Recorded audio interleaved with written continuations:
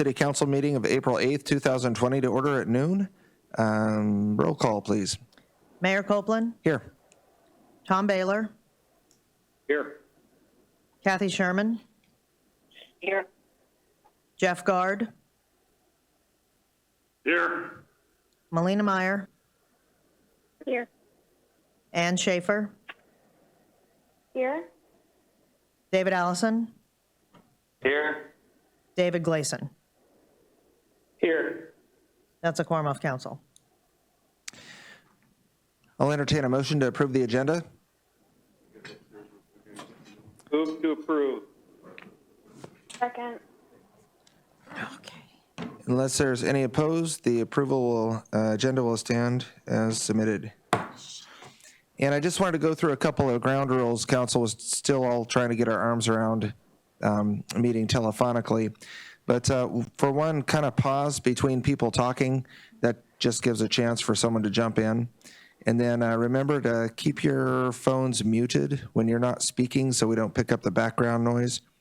And then remember at the end of the meeting, YouTube still runs for a few minutes. So we need to stop the council discussions and discussions and so forth until after the YouTube's done and the meeting's over anyway. So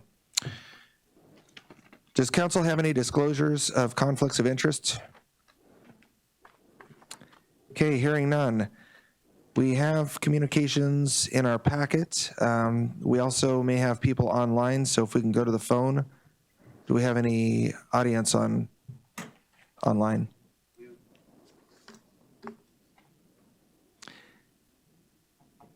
And when he releases you to talk, just remember to state your name for the record, please. Okay, first caller. Just a moment, we don't have your sound yet. You need a mic?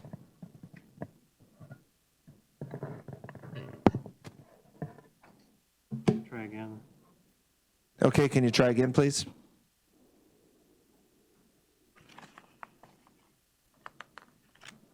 I'm gonna hang up and try and call back. Can you hang up and please try and call back? Do we have another caller? Okay, I'll just remind council we have quite a bit of correspondence in this packet. We have a letter from the U.S. Coast Guard, several letters from the community, a letter from seafood processors, and we have one new item under new business. I'm going to give just a second here to check on the call-in phones so we can allow some audience comments. Hang on, we might not have council on right now. Do we have any council online right now, please? Okay. Welcome to Copper Valley Telephone's conferencing service. You can't hear me either, right? Identification number. There are 13 attendees on the conference call. Okay, sorry about that, council. We dropped you offline there for a minute. So we're on audience comments, and we will try to revert back to those. We didn't have sound a minute ago. Do we have anyone online? I think so, yeah. So remind them, they'll be dropped before. Yeah, I'd like to make a comment. Okay, and could you state your name for the record, please? Yes, this is Katrina Hoffman, 301 South 2nd Street. Go ahead, Katrina. Mr. Mayor, excuse me, before you start, could you please have roll call again because we had a bit of confusion there. Oh, okay, sure. So Katrina, if you could hold for just a minute, we're going to revert to roll call so we catch that for the record. Okay, Mayor Copeland is here in person. Tom Baylor? We can barely hear you, Susan. I'll tell you what, Tom, I'm going to do this. Did we get it on your recorder, Susan? I'm just going to let council know that all 7 councilmen answered the roll call, so we have a full quorum of council. We actually have the entire council online. Could we go through that roll again, please, though, real quickly, just to make sure we got you back? Tom Baylor? Here. Kathy Sherman? Here. Jeff Guard? Here. Melina Meyer? Here. Ann Schaefer, I'm here.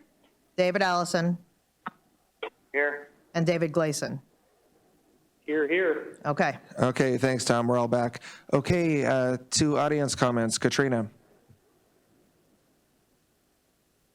Thank you, Mr. Mayor. Katrina Hoffman, 301 South 2nd Street.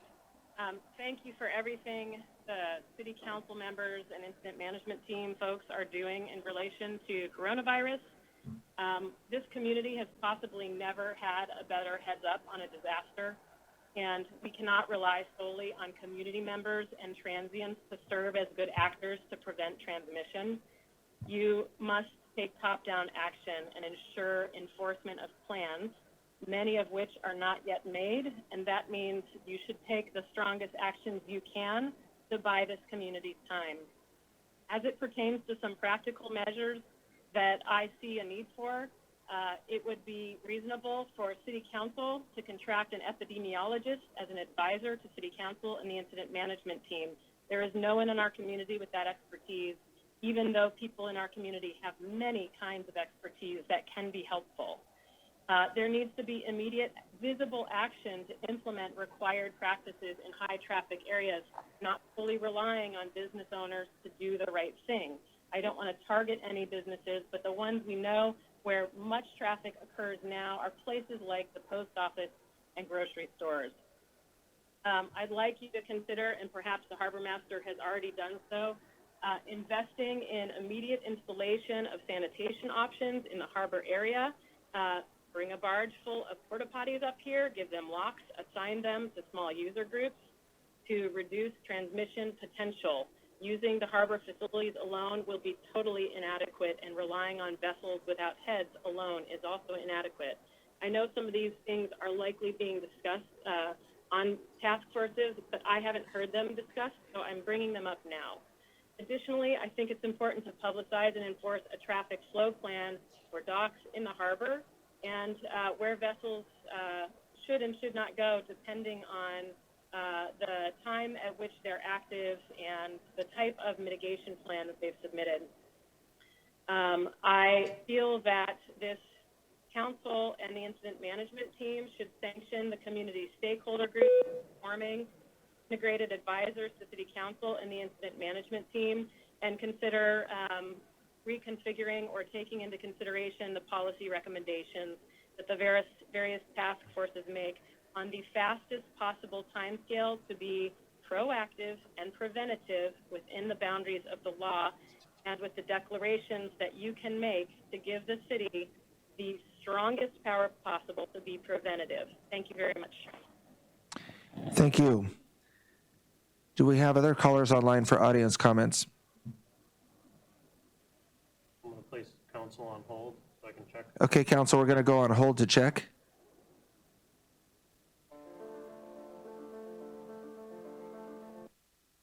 No callers right now. Okay, we don't have any callers on the line right now, and so we'll move to new business. The first item is... I'd like to make a comment. Okay, we have a caller on the line, and if you could state your name for the record, please. Yeah, this is Ken Jones, 514 Sunnyside Drive. I just want to thank you all for taking the time to meet and discussing this very serious issue affecting our community. And I know you guys have been getting a lot of phone calls and a lot of concerned community members calling in with different ideas, and the incident management team is doing a great job. I liked a lot of the ideas that I just heard Katrina talk about with bringing in epidemiologists. I hope that there's been some work happening on setting up a temporary hospital with some ventilator capability. It's not a matter of if this virus is going to make it to Cordova, it's just when. And so we need to be prepared, not just with preventative measures, but also with cure. I know an ounce of prevention is worth a pound of cure, but we need to have that pound of cure. And I just really encourage you guys to keep the fishing season on schedule, but with not as a business as usual model. We need to make sure we're taking proper precautions, and yeah, we've got a task force that I was asked to be on. I think we're doing some good work there. And yeah, thanks. Thank you. We have Yeah. a- My name is Mike Weber. I'd like to make. Okay, Mr. Weber, your comments, please. Thank you. Yes, my name is Mike Weber, 301 South 2nd Street. I am a lifelong commercial and subsistence fisherman. The state and city have both issued mandates around prevention of the spread of the coronavirus. Our city cannot bear the burden of an outbreak, and we shouldn't have to. We have the ability to prevent this from happening. I know our local resources are stretched, and I feel strongly that we need to request that the National Guard be deployed to Cordova and work in direct concert with the local disaster management and local enforcement authorities to assist with enforcement and all relevant mandates. You cannot rely on the good nature of the harbor master and the Memo staff to ensure that the fleet of hundreds of vessel operators and crews will adhere to the mandates.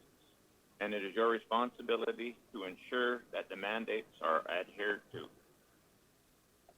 Our local enforcement is already overtaxed and keeping Cordova safe.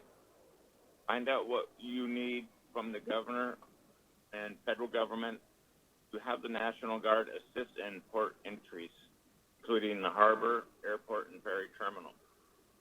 Please reach out to the Senators Sullivan and Murkowski now to find out if they could assist us.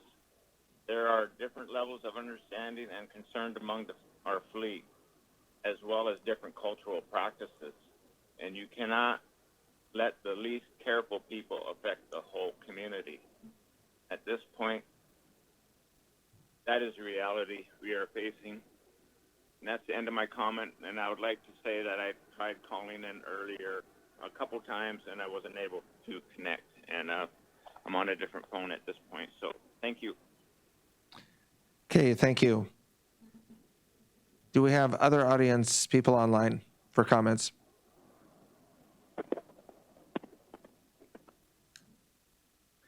Can you announce the phone number again? The 253-6202. Okay, so the call-in number for this meeting is 253-6202. If you wanted to call in for audience comments, that's 253-6202. And then let's just pause. Yeah, Clay, this is Katrina. Just an information piece, if I may. Yes, When you're calling in, sometimes you just hear hold music and you cannot hear the council and you cannot speak to the council. So I'm aware of several people who've had that issue during this meeting. And that is how it works. okay. And I think I wrote that on the agenda too. Each call will be placed on hold right away, then ring through after the last commenter hangs up. So it's unfortunate, but that's how we're doing it, and with YouTube Yeah. and the phone line. So that's the way the phone lines are set up now for the public. If you call in, you're going to be on hold and hear music, and people are going to be making comments one at a time as they're taken off of hold, and then council's put on hold for a brief second while we make that transition. So if you call in and just hear music, that's all you're going to hear. So it sounds like we have another caller, and if you could state your name, please. No, Unless we they don't. called in the wrong number. Okay, so we don't have anybody online right now, and we will go ahead to new business. And we have emergency response update from Heather Brannon and Paul Trumbley. And I'll turn it over to Paul. Correspondence. Mr. Mayor? I'm sorry, yes, Councilman Baylor, comments on correspondence?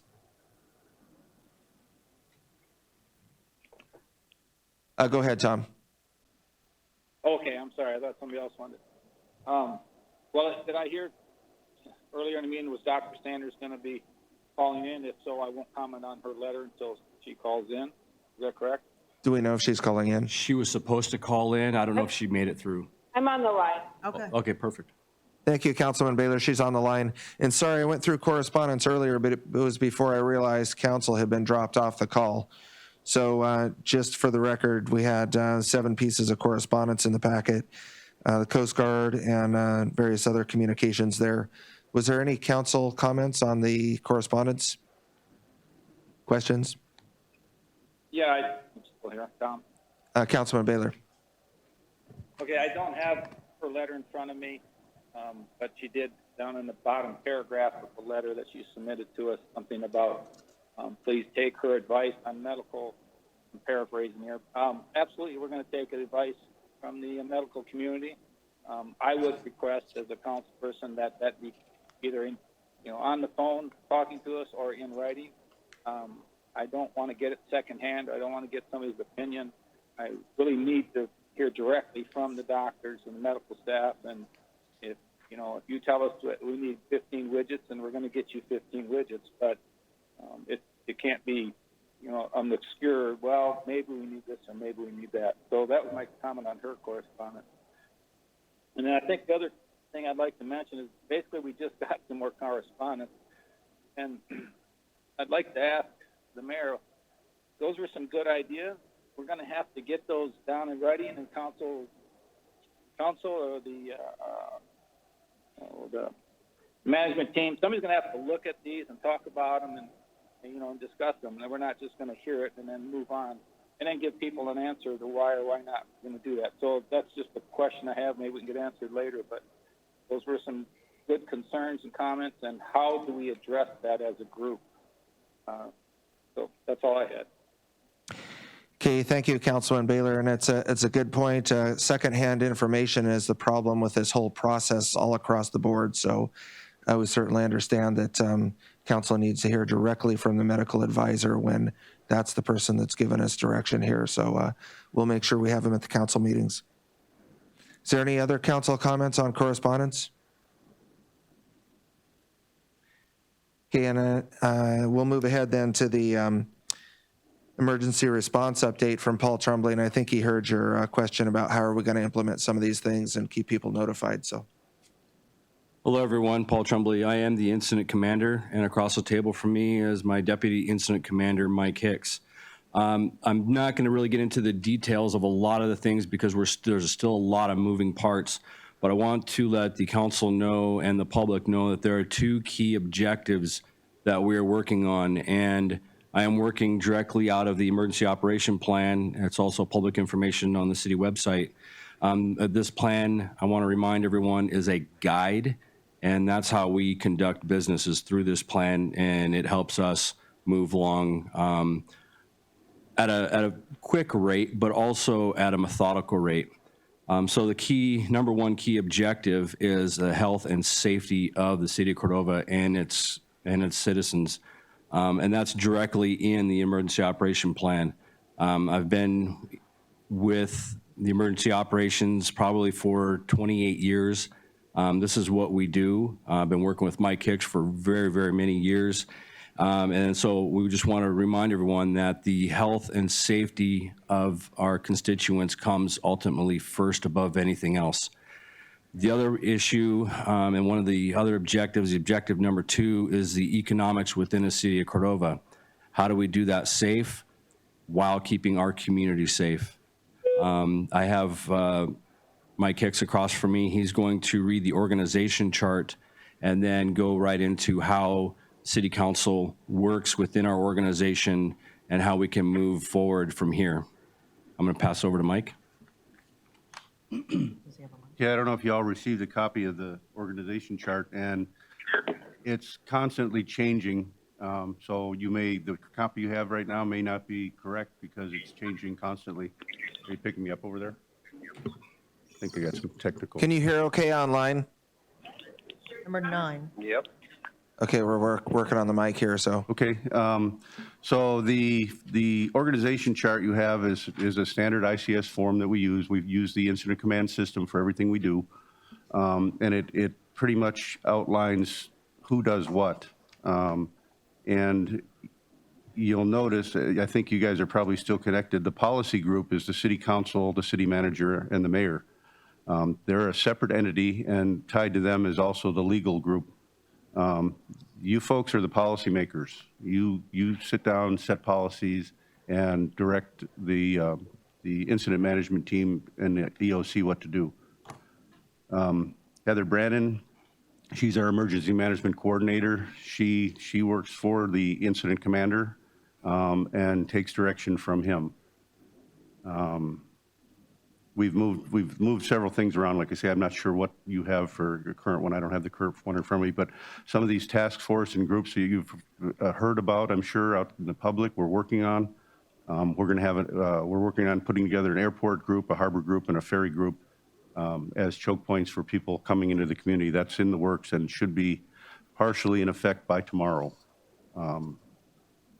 We've set up a demobilization unit, which is something that's really important in the beginning of any incident, that you plan on how to demobilize at the end of the incident, to put all the toys away, put all the parts and pieces back. So that's in progress. We have all of our command staff and general staff positions filled with people that are trained. Aaron Muma is our operations chief. Leif Stavik's our planning chief.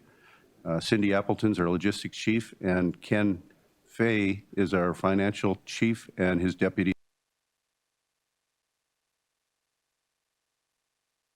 as is this whole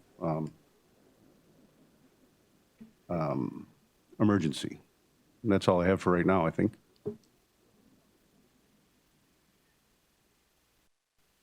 Is that all for the report? Heather? No, Heather.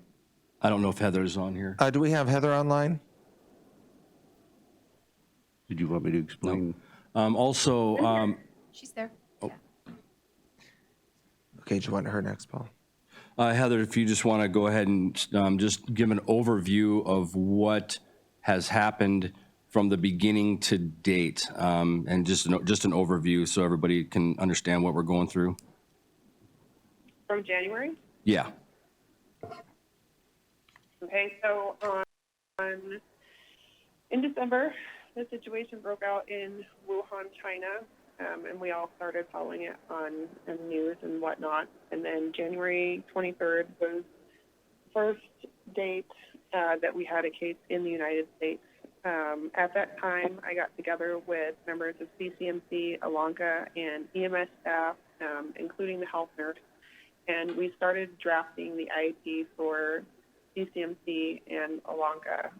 And Vivian Knopf is the incident commander for CCMC. She was very instrumental in that process. We got together as a group every week and kind of went over what the processes needed to be and how they needed to change, how we needed to streamline within each other, and then we slowly brought in more and more groups of people. Additionally, we started getting on calls with Bonnie Bailey and Ann Zink and folks up at the state SDOC and CDC, along with some of the hospital networks via teleconference, and sort of just collected information on policies and procedures that should be put in place across the board as we moved through everything. When we got to a point where it was clear that the coronavirus would probably be approaching Alaska, we activated the incident management team, and I want to say we did that the week of March 15th. I briefed the incident management team on all the work that the hospital and EMS had done, and at that time, all of those plans had already been coordinated and streamlined all the way down to, you know, what EMS would need to be wearing for PPE when they respond to a respiratory call, or how CCMC and Alanka would receive patients into their clinics in order to keep, you know, themselves and other community members safe. Once I briefed the incident management team, they kind of broke up into groups, and it took a minute for all the information, because it was a lot of information, and they started their process of deciding which things we needed to put in place first, and kind of estimating how much time we had to get these jobs done. After which, it was decided that we would need a secondary care site and or shelter, clinic, isolation space, quarantine space, whatever you would like to call it. So we started identifying different properties that could be used for those purposes, in addition to, you know, figuring out what kind of equipment we would need and how many people we would need on staff, what safety protocols would be.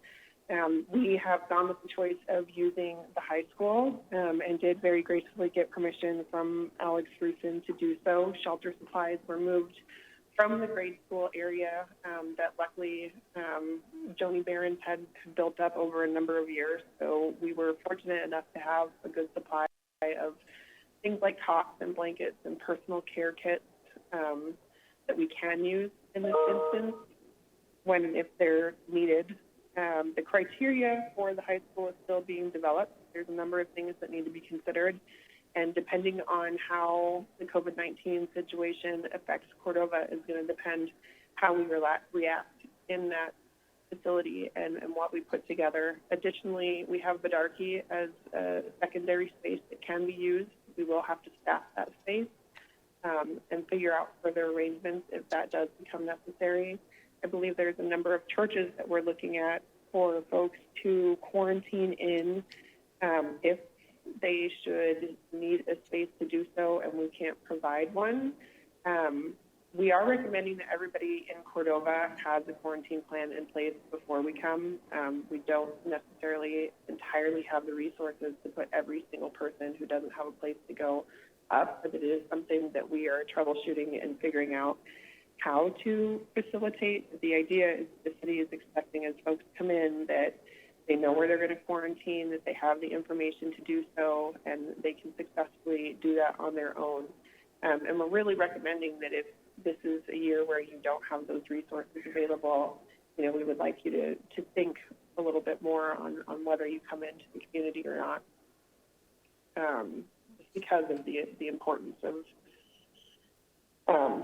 not, putting ourselves in a situation where we have to deal with some type of transmission and somebody has no place to go. In addition to that, we have a number of task force being put together. We met this morning with the Keep Cordova Safe group, and they have a lot of really good, really productive ideas and a lot of direction, and I think we're going to bond some of those ideas and some of those volunteers with what we're building with our current task force within the ICS structure.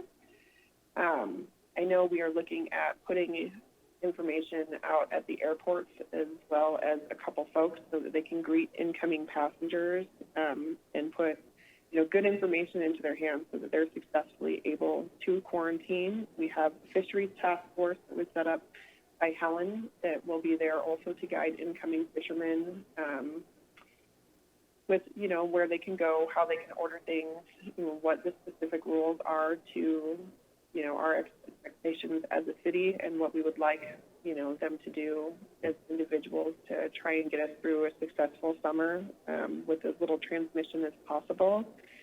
We also have a mutual aid agreement in place for those fishermen. It was developed in, I want to say this last week. That mutual aid agreement is a pretty strong document. On there we're having you take accountability for who you are and where you're coming from, who's on your boat, what your health plan is. There's a list of things that you want to be mindful of when you're building your plan and starting your season. In addition to that, I believe eventually we will be looking at folks coming in off the ferry, how those plans come into place. I know we've been having a lot of meetings with different businesses. We've been having the industry processor calls, so we're talking about their protocols and their plans. Every single cannery or processor has turned in a plan to the city. Those plans have been forwarded to the Alanka medical team, which is Carrie Collins, Nicole Peace, and Dr. Brian Yusey. In addition, they have been emailed to Hannah Sanders and Sam Blackadar for review. So, we're not just looking to see that they have a plan, we're looking to investigate their plans, offer them feedback, and see how we can make that situation as successful as possible. A number of other businesses have also turned in plans through the city, and everybody is being pretty cautious about the ways that they do business. I'm sure there's some improvements that can be had in certain places, but we're definitely working in that direction on a weekly basis. I guess on a bi-weekly basis, for having an essential businesses meeting, which would include the grocery stores and the hardware stores. And we've talked to them, about what COVID-19 looks like for their business, how to potentially rotate or cut down essential staff. In addition to that, we have also talked to them, about preparing for what curbside business looks like for your establishment. Can we do delivery, drop-off, or pickup? How many checkers do we need? How can we create social distance? Our PIO team, additionally, has been working very hard, and they've got out a number of I guess, notices in the way of public information. We have posters and signs on a lot of stores and businesses. I know there's signs out at the airport. They're developing material to hand out to incoming travelers. They're also coordinating with businesses through the chamber to put out that information to the public so everyone knows how they go where to get what supplies. You know, and I think as we look forward, we are looking at the right now picture, but we are also looking at, you know, what this looks like in Cordova for the coming year. It's going to be a very long summer, and, you know, we do need to plan for right now, but we also, while we're planning for right now, need to make strong plans for what our future is going to look like, because this is something that we're going to be going through as a community for probably the next year. So a lot of the social distancing things that we're practicing, I know we have a group of ladies that is making masks for the public, which is wonderful because the CDC has kind of taken a turn on that whole stance. And I think the more people that we can get prepared with, you know, plans for themselves, their families, their businesses all in place, the more successful we're going to be. And that is what I have for right now. Does anyone have any questions? Yeah, Heather, I got Can I One at a time, please. Council? one comment on the processing? Just a second. Council, can you please identify yourself? I was Councilman Gleason, but I'll let Dr. Sanders make a comment. Okay, Dr. Sanders, please. Thank you. With the fish processing plan, I think one additional thing that maybe we can act on today or get put into place, we need the authority to have those plans approved, not just that the fish processors are providing us with what their plan is going to be. We want a process in place that requires my medical team to be able to say, no, this is not adequate. This is what you have to do in order to come and bring your workforce here. We feel that they might pose the largest risk for bringing this pandemic in an unsafe way to our community. Okay, thank you, Dr. Sanders. Questions, Council? Yeah, Clay, Dave. So Councilman Gleason. Councilman Gleason, please. So I'm going to ask Dr. Sanders a question, if that's all right. Yes, please. Go ahead, Councilman Gleason. Okay, Dr. Sanders. So if the processors have closed campuses and their employees are not allowed to leave the property, do you still feel like they would be the highest risk group?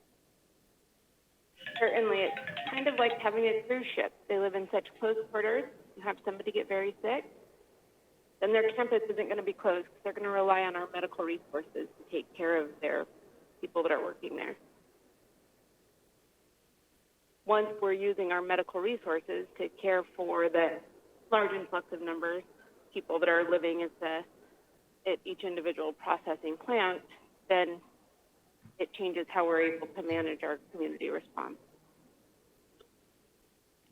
Okay, thank you. And then my question to Heather, if I may, was, are we currently, so when I came to town from Hawaii, I did my 2-week quarantine and it ended last night, and I never was approached with any documents or anything.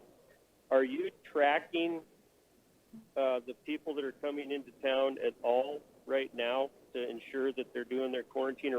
I've had some public questions to me about this, and I don't have the answer. I mean, we have very little information right now as councilmen. So, do you guys do you know who's coming into town and when their quarantine started? So currently they are working on the plans for the airport, and I believe that that's one of the things that they are going to be discussing on how we do that. And it may be something that looks like the form that the state is out. You know, maybe the city of Cordova requires one of those as well to help us, you know, track down, you know, anyone who may become infected. You know, it would give us the vessel that they're coming in on. It would give us where they're quarantining and give us the option to, you know, isolate that case, which is a very important thing to do. But I think we need to check on some legal avenues on what we can and can't do there. And I'm sure that if we can put that in place, that it will be something that we look into. Okay, thanks, Heather. Doing a great job. Thank you, Councilman Gleason. And you're on council, so it's your meeting. I'm just trying to keep it in order. So, other council questions? And Mr. Mayor, One at a time, please. Alina was. Councilman Meyer? and I've got a question. Okay, Councilman Schaefer, please. Yes, thanks for the update. One of my questions that I had while you were going through is some of the different possibilities for housing people who don't necessarily have a quarantine location. You were describing, the high school, churches, but all of these are still sort of like public or shared living spaces. And I was just wondering if we had reached out to like our local hotels who have, their own bathrooms and little kitchenettes and stuff within each room as places for people to quarantine, maybe subsidizing their stays in some way. I believe that there has been some conversation with some of the hotels, and I know that the chamber is currently reaching out to a lot of the lodging options in Cordova. And, number one, asking the question, would you be okay with someone who's quarantined staying in your space? Because we can't assume that everybody is.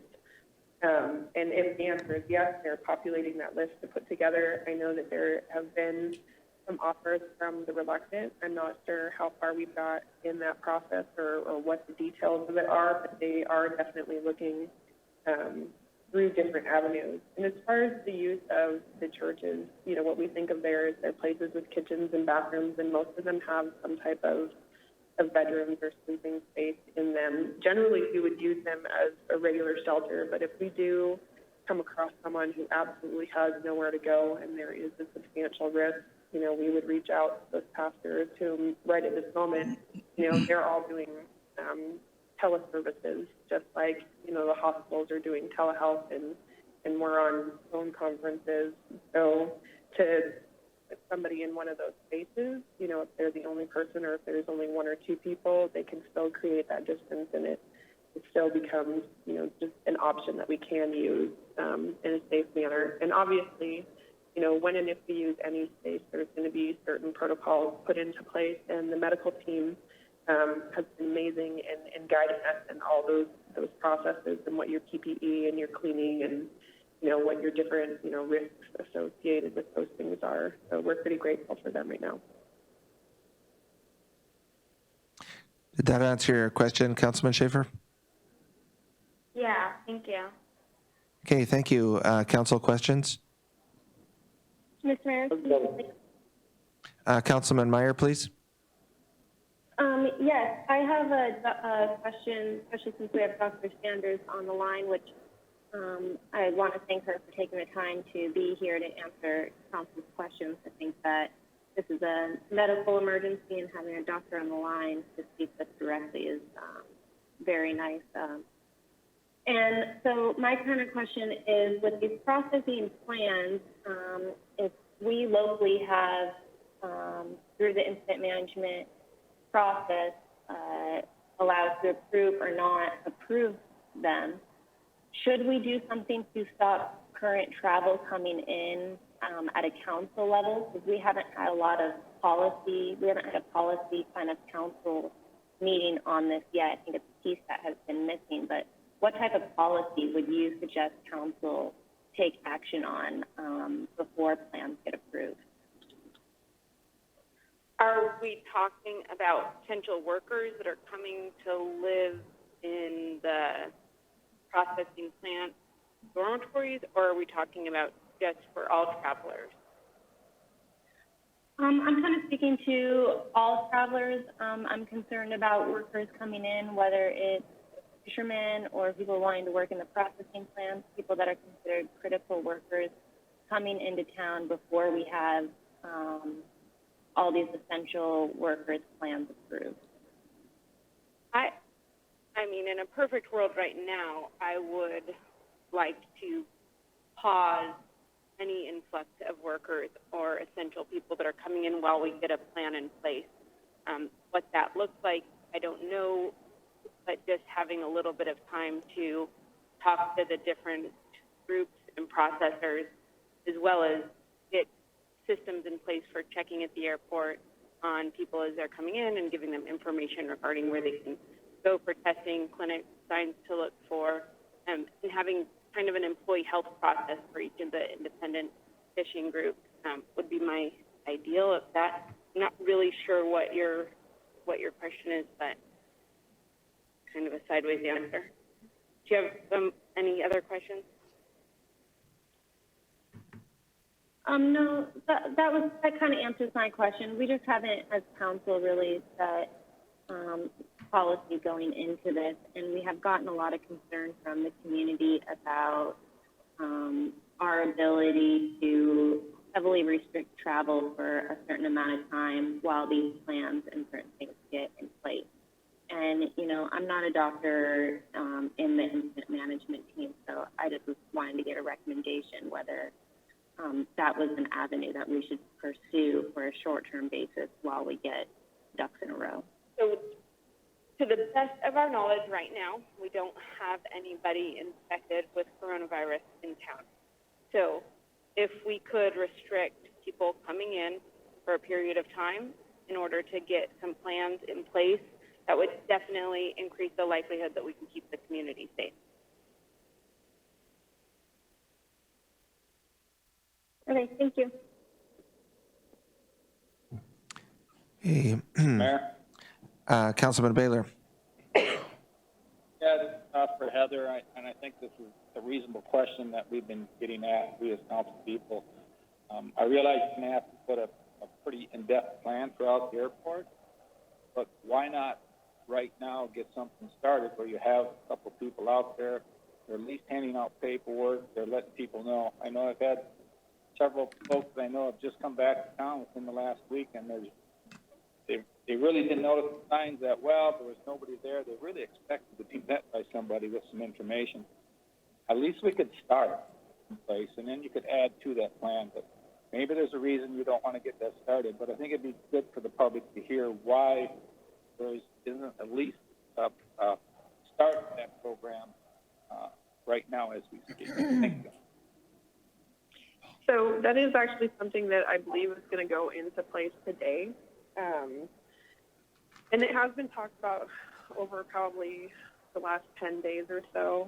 There's a lot of moving parts and details to getting everybody together, getting them out there, making sure that we're not sending people out who don't understand, you know, how to approach folks at the airport safely. I mean, because from our perspective, you have to consider it as kind of a hot zone. You know, your ports are your ground zero in this situation, so you need to put a lot of thought into how you approach those spaces and how you make people safe when they go out there. And I do believe there has been some individuals actually on their own going out to the airport, and we did speak with a few of them today, and kind of the number one concern is just, you know, we want to make sure that you're aware of, you know, the potential risk that could be incurred. We want to make sure that you have the right type of PPE, that you have the right processes, so that while you're doing this, you know, you are in a very safe situation. And so I think by the end of the day, that entire process will be in place, and it will be something that we are actively doing. And as I find out more information about that process, I will absolutely let you guys know. Councilman Baylor. I'm here in the room with the incident commander, and I think he has some more information to add. Yeah, Mike Hicks here. We've been working on that this morning. That's what I alluded to earlier about the air group, the harbor group, and the ferry group. We have had a couple of volunteers, and as most everybody knows, I'm out there pretty much every day, so I kind of see who's coming and going. And right now, it's one or two people coming in and one or two people going out on every flight. Yesterday's afternoon flight was actually canceled.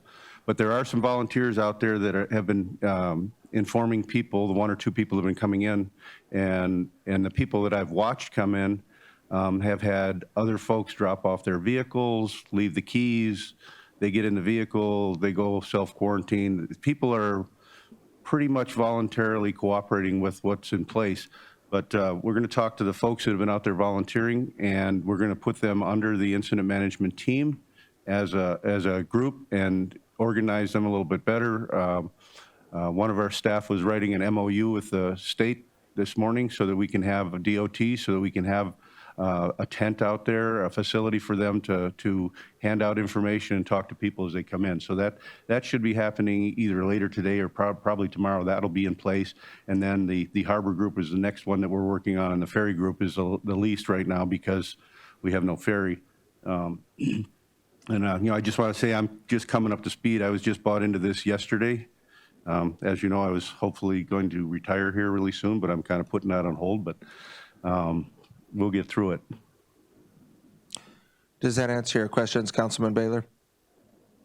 Yes, and thank you. And just for everybody there, a lot of these questions we are asking for the public's benefit. So just keep that in mind, that these are questions that have been coming to us, and I think it's good for the public to hear this. Yeah, Thank understood. you very much. And then just, you don't have to address it now, but as we get volunteers, team, so to speak, are they going to be insured under the city's policy if something goes sideways? And you don't have to address that now, but it was just a thought. Thank you. And that's one of the things that we're trying to do is Cordova is a volunteer town. I mean, we have lots and lots of people like to volunteer. People are frustrated. We get it. I mean, it's a slow process. We have to be methodical how we do it, and we have to organize those folks, get those folks in under our umbrella for legal reasons, insurance reasons, things like that. And that way we're not duplicating efforts as well. So we're working on that. And like I say, the organization chart is constantly evolving and changing. And, we'll get there. We appreciate everybody's patience and support. And we understand the frustrations. Many of us are frustrated too, but we're working through it. Mr. Mayor, this is Kathy. Councilman Sherman. I have a quick question and a comment, and I'm not sure who can answer the question for me. Dr. Sanders asked for her medical team to have the power to approve or deny this process and business plans. Who can give that to her? Is that the incident management team or is that council? So if you want to make a policy, that has to come from the city council. Right now, Dr. Sanders is working with Dr. Blackadar to review all of the plans, and then also politely asking permission for the canneries have him to walk through the canneries and kind of visualize what kind of working and living conditions they are in. To approve and deny the plans, that's a council policy if that's what they really want to do. And it's, I think, a code change that would be involved with that. So I'm still working with Dr. Sanders a little bit on this, and we're really close tied, and also Dr. Blackadar. So he's reviewing the plans, he's walking through the canneries, and then Dr. Sanders will probably give me an idea on how to move forward. And we're just going to continue to work together as quickly as we can, but in a calm, patient way. Okay, so just to follow up, that means that you guys would possibly bring a policy to approve? At some point, that's possible. And I can, if you'd like, I can speak to some of the responsibilities of the council. It's in the emergency management plan, if you'd like to hear that. Well, I've read the plan, and I'm familiar with that. I just was trying to address Dr. Sanders' request. And then I just have one more comment, then I'm going to get off. I know I can consider what Mr. Baylor has been saying. I understand a lot of us are getting questions. I'm also volunteering with the incident management team and the PIO, and I am answering and reading all the questions that are coming into Cordova Prepared, and we are currently working on a frequently asked question sheet, and I should have that out by the end of the week so that there'll be a lot of these questions that can be answered easily for people. Thanks. That's right. We forgot to mention that Kathy is one of our public information officers. Thank you. Questions, council? Yeah, Mr. Mayor, this is Jeff. Councilman Guard. I don't know whether this falls under question statements or what, but this is no diss on anybody that's in this system, because everybody's been working themselves to death trying to do the best job they can to keep us all here in Cordova safe. We haven't been the best at trying to figure out how to get all the information disseminated to everybody, be that council, be that citizenry.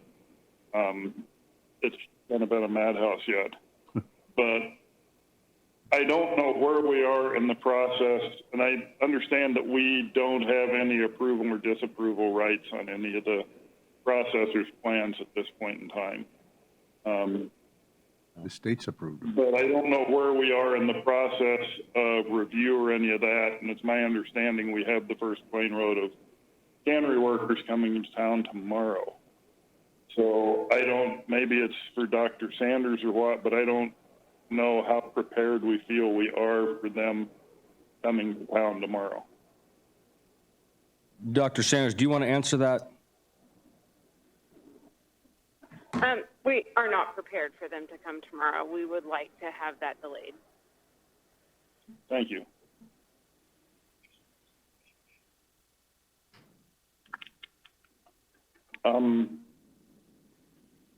As far as the incident command, there, is this just a rumor I heard, or do we have the first load of cannery workers showing up tomorrow to get things ready? The information that we had this morning, and I don't off the top of my head know where that came from, was that there was some cannery workers coming into one of the plants tomorrow.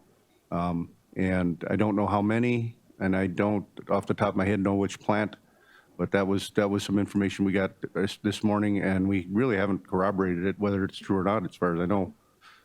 But on a kind of on a side note, as on the law enforcement side of things, I was on a teleconference with the Attorney General's office yesterday. John Skidmore, the Deputy Attorney General, held a law enforcement conference, and I'm still waiting for a follow-up on email on that. But we have to be very careful about limiting people's movements. It's both covered on the Alaska Constitution and the U.S. Constitution that we have to have very specific things in place to eliminate that's not the word, not eliminate, but restrict people's movements. So we're kind of working through that process too, and we need to be very careful. I understand the constitutional right to travel. I understand the constitutional right to work. There are a number of rights given, but all these are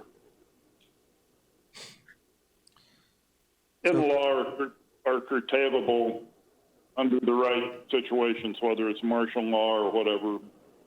Yeah, and we're not there yet. So, Councilman Gar. that seems to be one of our biggest hurdles in here, is trying to figure out exactly what our rights as a community are legally and what they aren't. I think that's something we need to focus on more fully. Councilman. Exactly what our rights and abilities are in protecting ourselves, so we can make an appropriate plan to do so. Can I speak? I'm going to, this is Helen, I'm going to speak to the legal rights. Can I just clarify Jeff's question and the big question in the room? As you all probably heard, is that when the governor made its mandate of a week ago or so, one of the things that he included in that was an exclusion for small communities off the road system of under 3,000 people. We fall into that category. The only limitations that he put on small communities at that time was that we have to allow travel for medical personnel, children's services personnel, and law enforcement personnel. Our attorney felt that we have gone beyond what the state is requiring to put limitations on the fleet, on movement of people in the town. We moved ourselves as close to what we thought was a constitutional boundary as possible. And then over the weekend, just to clarify, we have asked the AG's office for a legal determination on what we are allowed to do. What does it mean that small communities can do more than what the state. So we identified what we had done that already moved past what the state was allowing, and we asked for legal clarification. We expect that decision back in the next couple of days. So that document, that permission from the AG's office will inform us what we can and can't do. So that will get off the table. And then the only other thing I want to insert into the conversation is that all the processors' plans have been approved by the state of Alaska and their medical team and their process before floating down to us, and then we're going through our own. So I don't want anyone to think that those plans are just, not getting any due diligence. They've gotten due diligence at the state level. And in order to receive people into this community at this point, they have to have those approved plans in place. So Trident and Ocean Beatty, those guys have already gone through the state process, and now are going through our local process, which adds additional requirements. So I just want to be clear about that. Councilman Guard, I think I heard Dr. Sanders maybe trying to answer part of that as well. Is that the case, Dr. Sanders? Well, I would like to address that the processors' plans that are currently in place at the state level, in my opinion, reflect how you could safely process in somewhere like Anchorage or near a large tertiary care center. They are not plans that are in place for, not all of them, this isn't true across the board, but some of them are absolutely not plans that have been put in place for practicing or processing in small communities such as ours.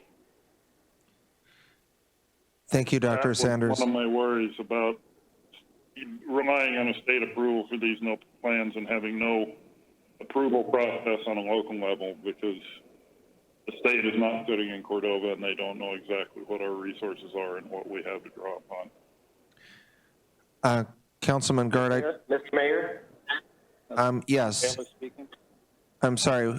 Councilman Baylor, please. Yeah, I guess I'd just like to make a recommendation. Dr. Sanders has identified an issue, and that's having legal authority to make them go above and beyond their plan or change their plan. I think with concurrence from the council, the city manager could get what wording she needs, contact our lawyer, and make this happen. There's no reason about thinking about it. If she needs it, let's get it done. Let's get it done today or tomorrow. Thanks. Mr. Mayor? That's the motion, and I'll second it.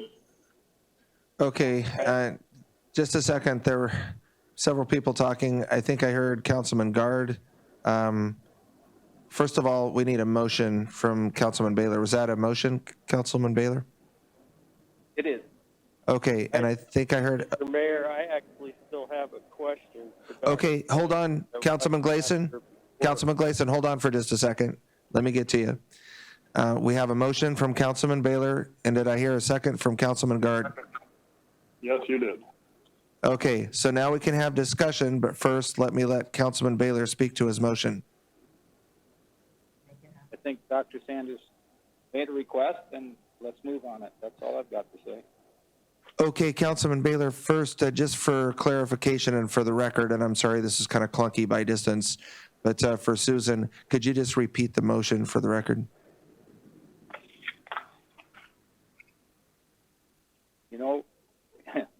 Could we ask Dr. Sanders to tell us exactly what she needs, and then that will be my motion.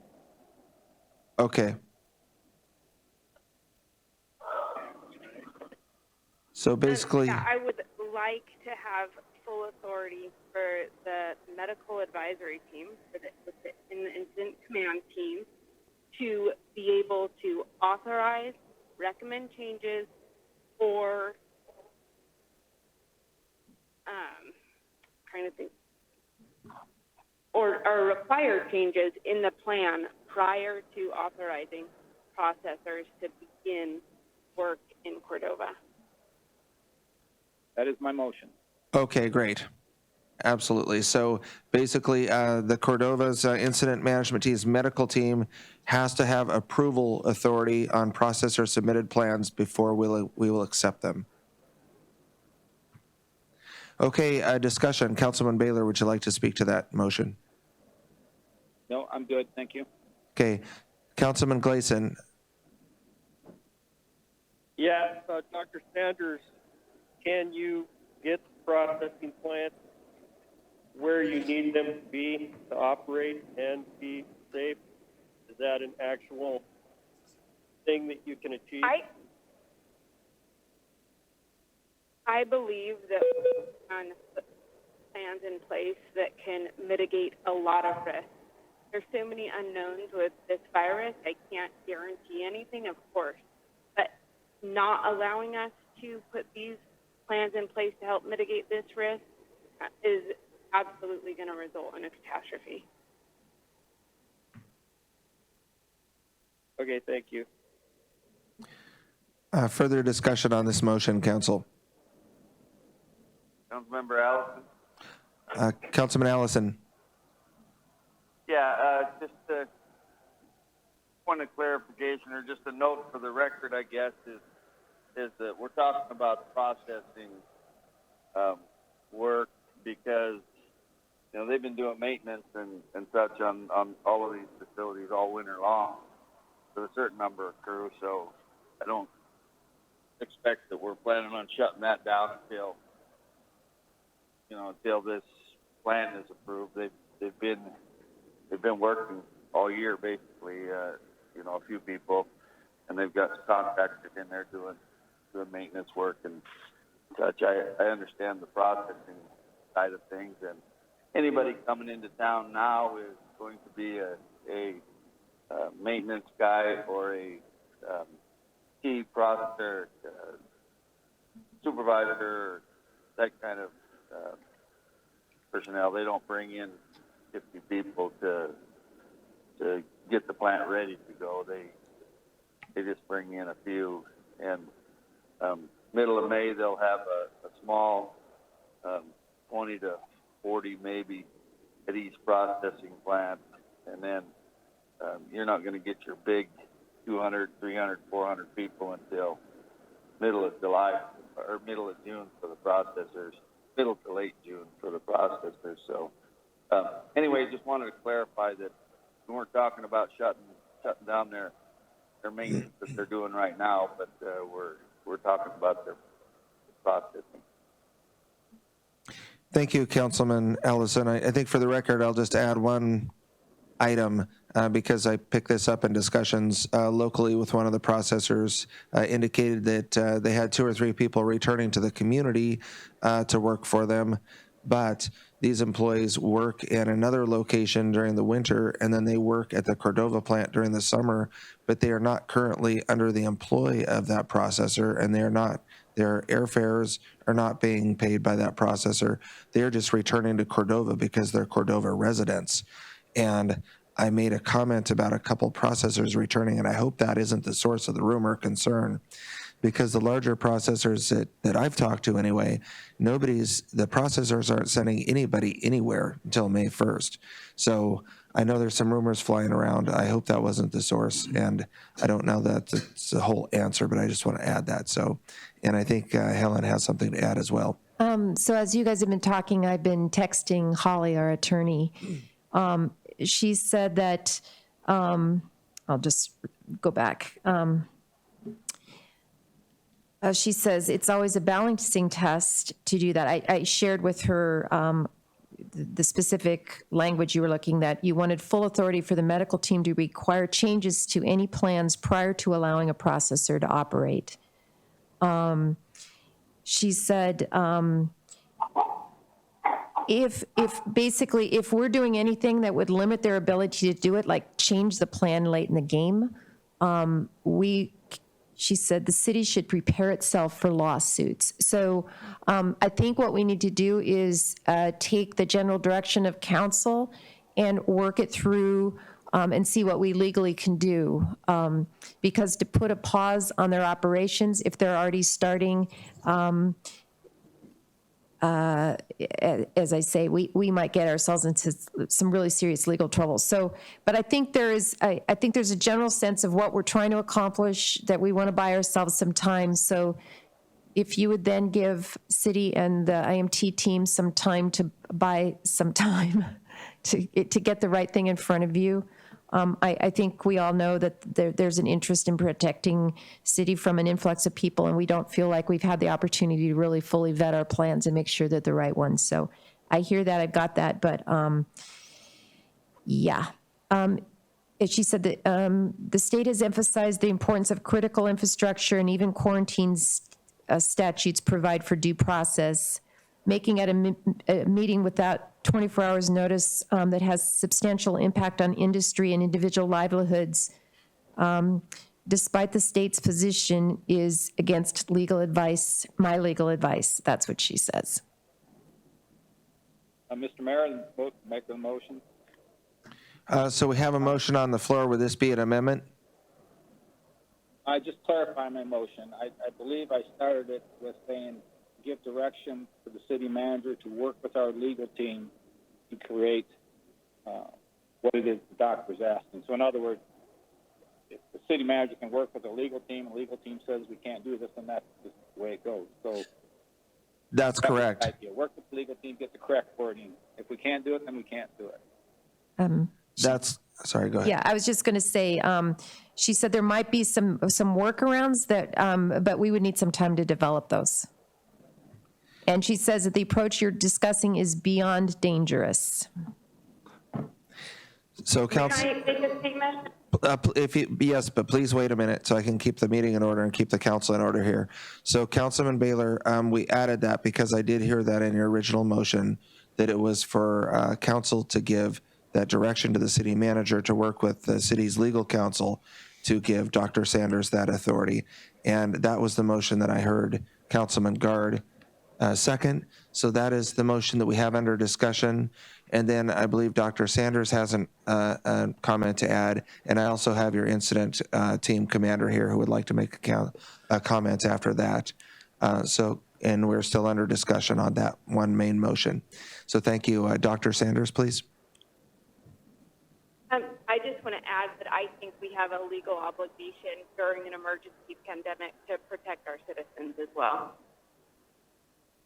Okay, thank you, Dr. Sanders. Incident Commander Paul Tremblay. Yeah, this is Paul. I will have my team verify whether that information is true or not. And this takes us back to the original comment, is that this is important why we don't put out information without it being verified and vetted yet. So I'll have my team look at, see who is coming and going. We'll have my team contact all the canneries to find out exactly when their people are coming and how many and in what stages. Thank you. Thank you, Paul. So council discussion on the motion. Mike, can I make a comment really quick? Council Heather, your liaison, would like to make a comment. Go ahead, Heather. So I actually spoke to Leo Vargas at the airport not long ago, and he informed me that April 9th would be the first day that they would have any crew coming in. Additionally, on our last industry phone call, if we get the notes from Harmony, we did ask what the start date for their operations would be, and every single processor not only gave us dates, but gave us assumed numbers. So if we look through those notes, we do have that information currently. What I would suggest is that we have an upcoming meeting with the industry on Friday. All of the processors are on that call. All of the processors have been very accommodating thus far lately. We can ask them for permission to enter their facilities. And I think that most of them are expecting that they're going to get feedback on their plans. And if we find a kink in one of those plans, I don't think that any of them are going to refuse making any type of amendment or adding a step or two where they can if it's feasible. Like we haven't got any force back from any of them. But I would ask council maybe to put together a list of questions that we can ask at that meeting on Friday and see if, we can move forward with this idea, just by asking permission, because it's not off the table. So thank you, Heather. And council, we're going to share information out loud in front of you here. But I spoke with Leo Vargas as well about those employees, and those were the ones I was referring to. I talked to Leo's, for a plant manager, I have 2 or 3 people coming in to help this week. Makes you assume that those are employees. I talked to his manager, Rick Isaacson, in Seattle, and he said, no, Trident Seafoods does not have them under employ now. They were working for us in Acatan. They are paying their own way to fly home to Cordova where they're residents, and they will probably go to work for us. But we do not have the legal authority to tell them to quarantine because they are not our employees right now. We as a company are not sending a single solitary person to Cordova before May 1st, and probably not before then. And he shared some other details of a very, very comprehensive plan that we can that is being handed to our medical team to review. And now with council's, this motion that's under discussion, may require approval by her. But I can tell you in my discussion with Rick Isaacson, they do not want to have a plan in front of the city that we have not accepted in terms of how we choose to accept that. So I would just add that, and we're under council discussion for the main motion. Mr. Mayor. Excuse me, please. Can you identify yourself so I know if you're a councilman, and then let me acknowledge you, and then you can start speaking. Yep, Mr. Mayor, this is Ann Schaefer. Councilman Schaefer. Yeah, I appreciate the comments by Heather, and I also appreciate the willingness of the processors to work with the city and work with the command team and allow us to come in and give us those permissions. But I would feel more comfortable if it was in writing that that the medical team had the authority to approve or not the mitigation plans. Okay, so that sounds like you're in favor of the motion. Council comments. Mr. Mayor? Councilman Guard. Yeah, I understand legal counsel's position on this, but our council of the city is responsibility to protect the entity of the city. Most of us, or all of us sitting here on this conference now. Councilman Guard, you're not speaking to the motion of whether you are speaking for or against giving direction to our manager and legal team. I will make it shorter and sweeter then. The intent of this motion is to protect the citizenry of the community, Cordova. So I think in all fairness, we're trying to protect the citizenry. We need to direct the manager to move ahead. Okay, that sounds like you're speaking in favor. Or not the entity of the city. Okay, that sounds like you're speaking in favor of the motion. Is that Councilman Meyer? Yeah, I'm very much in favor of this motion. If we need to go out and get another legal advice, I would recommend us to do so, because I am right now thinking that we need to take the advice of our medical personnel, and I would feel way more comfortable if they are boots on the ground, looking at the plans, being explained exactly how the plan would process and what those processing plans look like. I want to give them the authorization to approve, disapprove, make suggestions, work with the processors, do whatever they need to do to meet the our medical professionals' criteria. The other thing that I would like to mention that is, I'm a little confused whether it's included in this motion or not, but Wood would be also giving the medical personnel authority, not just for the processing plan, but for all of those plans that are being submitted to the city. I mean, grocery stores. I would like them even to look at the individual boat plans to see what a fishing vessel looks like and how those plans take into effect. I don't know whether that means looking through each one of those plans, but if they have the capacity to, I would like them to look through all of the plans that are being submitted to the city for approval. Okay, thank you, Councilman Meyer, and for being clear that you favor the motion. Your manager, Helen, would like to interject something here as you consider this motion. Back to the conversation about getting alternative legal advice, we are seeking that from the AG. So, and ultimately, whatever decision drives down from the state will drive what we do here locally, what we're able to do here locally. So this isn't just coming from our attorney. There has been a request made at the highest level of authority in the state of Alaska to give us direction on what we can and cannot do. Can I ask a follow-up question to that? I'm a little confused by the answer. Yes, Councilman Meyer. Is the question that we're asking, that we're waiting on the answer for, is that with Mandate 12, Attachment B, how much we can restrict travel, or is that a question that we have into the state about whether we can give the authority to our medical personnel to approve medication? The question is the consequence of what you're discussing now, which is restricting beyond what the state is allowing for critical infrastructure, which is processors and fishermen at this point in time. So if we did anything that restricted their ability to do their critical infrastructure work, we could be challenged, we would be challenged on that unless the state gives us authority to do that. That's where we stand. So I want to just read something. Our attorney's recommending that we hold a meeting within 24 hours to give a notice of this and how it might impact the industry that's going to be impacted by this. And that we give notice so that they have an opportunity to respond. So she said, I would recommend they hold a meeting within 24 hours notice with another emergency ordinance or at least resolution before taking these actions.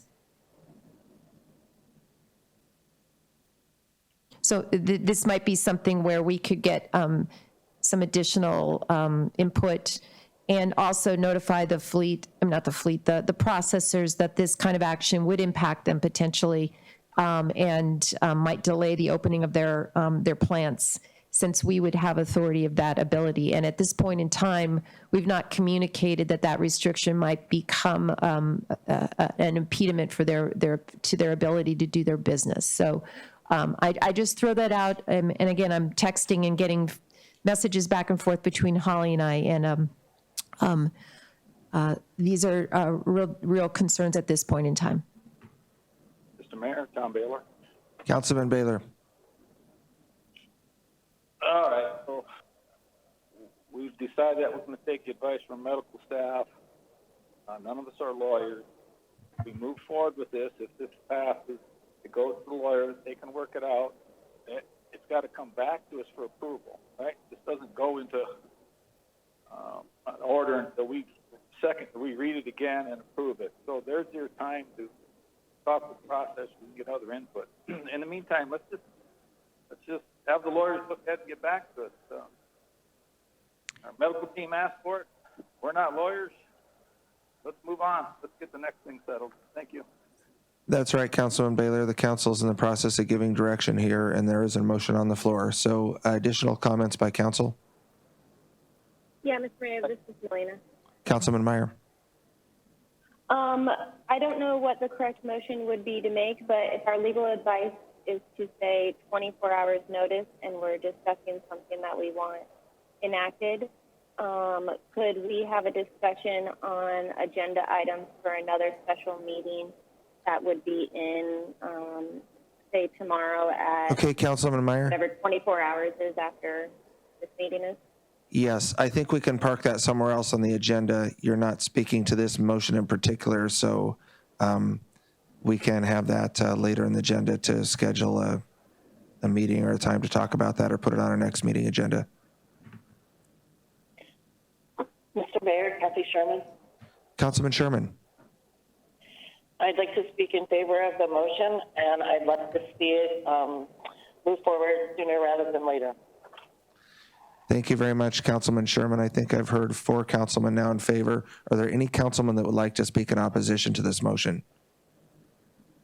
Mr. Mayor, I do not want to speak in opposition, but I would like to say something. It's really hard with the mic mute to get your name in there. So I am in favor of doctors approving these things. My only fear is I don't want to be asking the plant an impossible task. And I don't think Dr. Sanders would do that. So this is a leap of faith, for us a little. So I'm putting my trust in her, and she says she can achieve this. So I am in favor. Thank you, Councilman Gleason. And it may very well be that, anyway, does council have any other discussion on this motion? Call for the question. If there's no opposition, we'll have a roll call vote here. Melina Meyer, Yes. Ann Schaefer, Yes. David Gleason, Yes. Kathy Sherman, Yes. David Allison, Yes. Jeff Guard, Yes. Tom Baylor. Yes. Motion carries 7-0. Okay, motion carries 7-0. Next item on the agenda is the emergency ordinance 1085. That's an emergency ordinance of the City Council of the City of Cordova, Alaska, amending Cordova Municipal Code Chapter 3.45 to add Cordova Municipal Code 3.45.090 entitled Emergency Mandates, which requires compliance with emergency mandates adopted by the city and imposes a fine for mandate violations. That's on page 12 of your packet, and I will entertain a motion. Move to approve. Have a motion by Councilman Gleason to approve. Is there a second? Second. And I hear a second by, if you could say your name, it helps a little bit, but was that Councilman Schaefer? Yes, sorry. Okay, thank you. And Councilman Gleason, would you like to speak to your motion? Well, I'm going to defer to the city manager because a lot of stuff happened in trying to get this on the agenda today that I don't know about. So I am in favor of it, but she might be able to explain it better. I'm going to defer to Chief Hicks. What would you like to know? The question that we discussed earlier was one of the reasons that we didn't get it initially in the packet was that we didn't have all the information about how we could put this in play, given the state and other things that we were looking at. So our attorney wasn't able to get it done yesterday, but she was able to get it done today and got advice from the higher levels. And Chief Hicks had some concerns about it this morning, and he had an opportunity to talk to our attorney, so I'm going to let him speak to that. Okay, yeah, I was kind of concerned because of the mandatory court portion of the ordinance, but as Holly explained, because it's under the emergency mandate, we can have a mandatory court appearance because the $500 fine is not on the bail schedule. It would take changing the bail schedule and a whole lot of other stuff to make it work. So Helen Sherritt, who's very high up in the Alaska court system, she was the one that provided the information to put that wording in there. She's very well respected and really knows what she's doing. So this is written appropriately. So that's my recommendation would be that it would work just fine. Okay, does that answer your question, Councilman Gleason? Or is that the information you wanted? Yeah, I didn't have a way to, we saw this about 5 minutes before the meeting started, so I wasn't able to ask Helen how she got it on there. My information this morning was that it wasn't going to make it. So this is a way that we can defend our community, and we are going to have an influx of people that don't live here, and they may not feel as they might not care about this community like we do. So this is a way to hammer them if they're not following the rules. So. Okay, thank you. Would other councilmen like to speak to this motion? I do have a comment, Mr. Mayor. Councilman Guard first, and I didn't hear the second one, but Councilman Guard. Yeah, my question on this is, and again, we got this on short notice, but as I read through it, it looked like a one-time $500 fine. Not even per incident. I don't know what our dollar limit is we can put on for fines, but I know we've got a $1,000 littering fine, and that doesn't seem to stop people from littering very much. I think if we're going to try to get people's attention with this, we need a higher dollar threshold there. So Councilman Guard, are you proposing an amendment? Not at this time. I'd like to ask, like I said, I don't know what our dollar limit is for what we can legally fine for this. I would like to see it on a per incidence deal at least, so there can be multipliers on it if somebody is not a good community member under this. So I think I'm hearing that you're uncomfortable with this level of fine, but you want to see if we can do more, but you're not going to propose an amendment. Not until I hear from staff on what our levels are we can go to with dollar fines. It's the biggest fine we can legally do. I don't think we can do more than misdemeanor. I don't think we have that information available. I don't think we have that information available for you right now, Councilman Guard. So you may have to make a decision without it. I'd like to make a $5,000 fine, and I'd like to make it per incidence. Okay, is that an amendment? Yes, it is.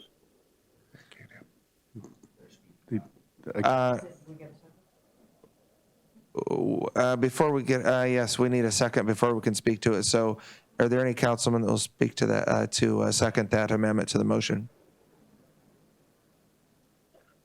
Okay, hearing. That for discussion, that Mike doesn't know, Chief Hicks doesn't know, and So, to.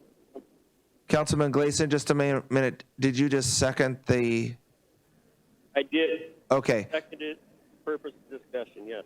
Okay. So now that we have to discuss it, I think Chief Hicks has something to add.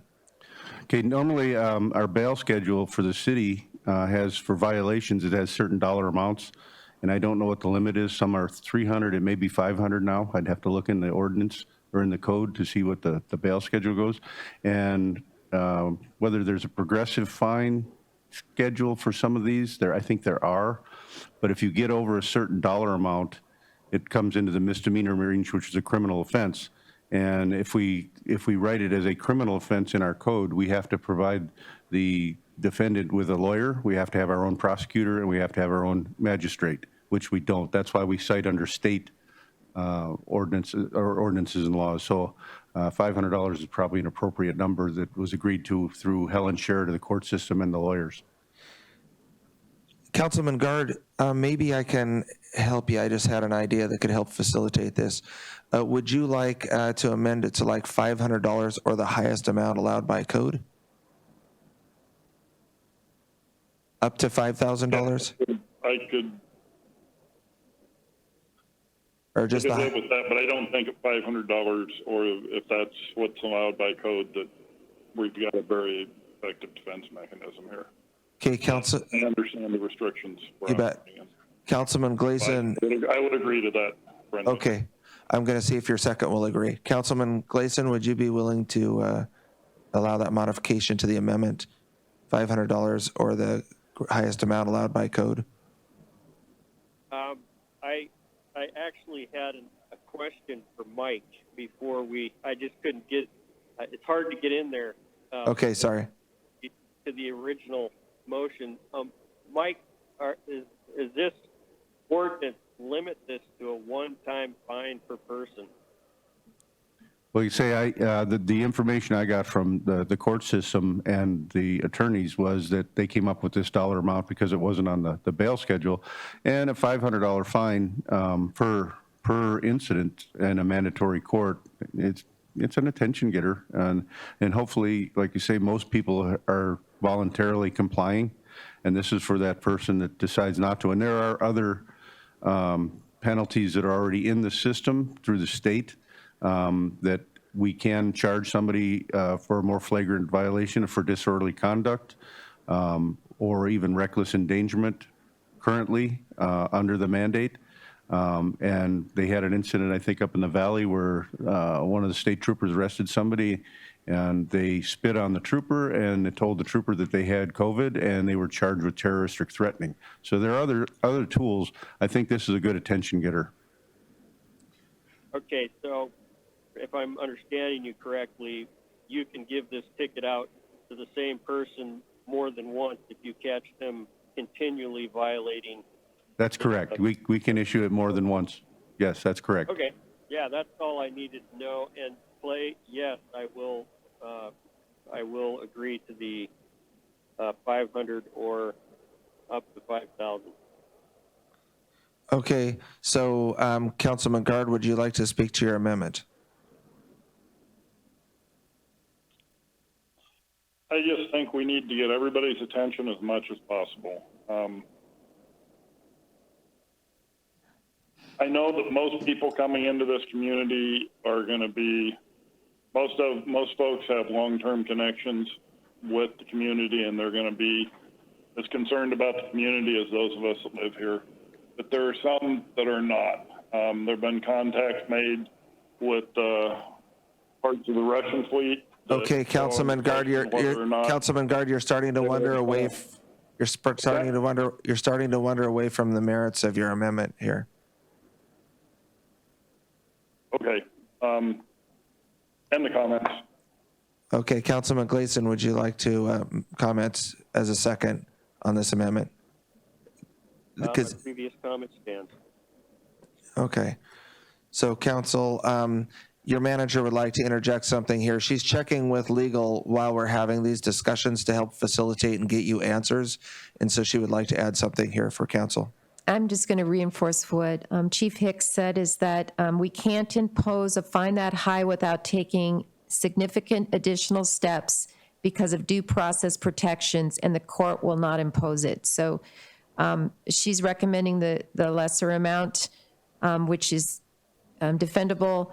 And if we go higher, then we are going to have to modify our code. So to help Council, I think the key points are that the $500 fine is per incident, that the police chief, who is your enforcement officer in the incident command team, has the ability to impose stiffer fines if there is other activity involved, and that your legal counsel is recommending that $500 is appropriate, and raising that amount might require additional work. And that's all speaking to the motion, the amendment to the motion that's in front of you right now, which is $500 or the highest amount allowed by code. Would council like to speak to that amendment further?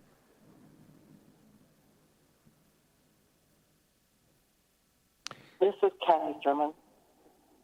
Councilman Sherman.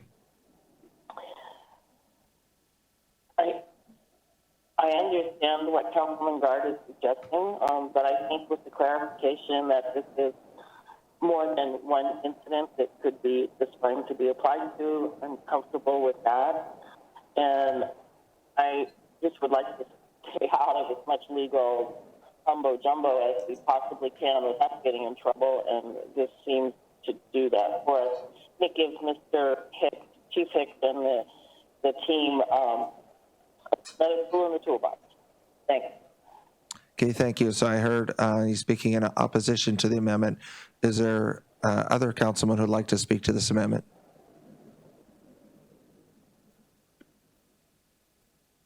Hearing none, roll call vote, please.